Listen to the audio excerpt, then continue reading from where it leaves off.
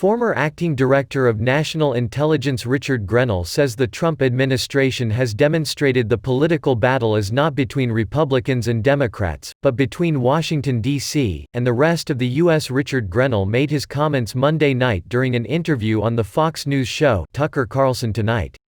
He said, "The fact of the matter is we have a real problem in Washington, D.C., because it's a system that is no longer really Republicans and Democrats pushing against each other to create a good policy. It's no longer a fight between Republicans and Democrats. It's a fight between Washington and the rest of America.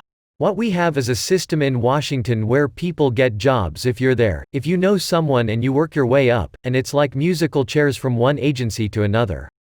There is no outside thought, there's no outside perspective.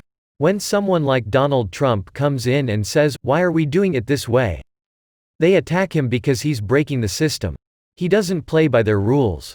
Grenell, who said he witnessed that during his time as the Director of National Intelligence, said, "I saw that by entering the intelligence world, and senators from the Democratic Party saying, 'You have no experience, what are you doing, why should you be there?'"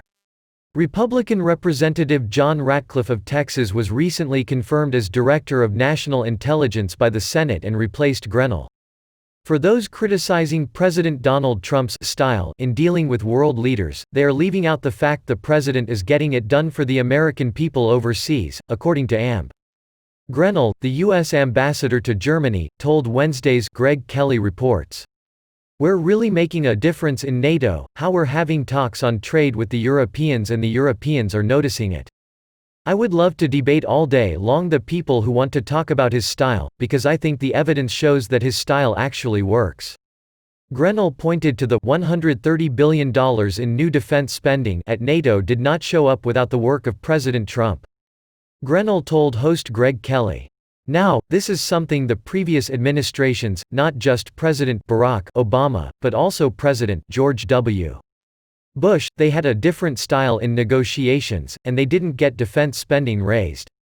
They did not get the amount of money that's coming in for European NATO countries spending more on defense.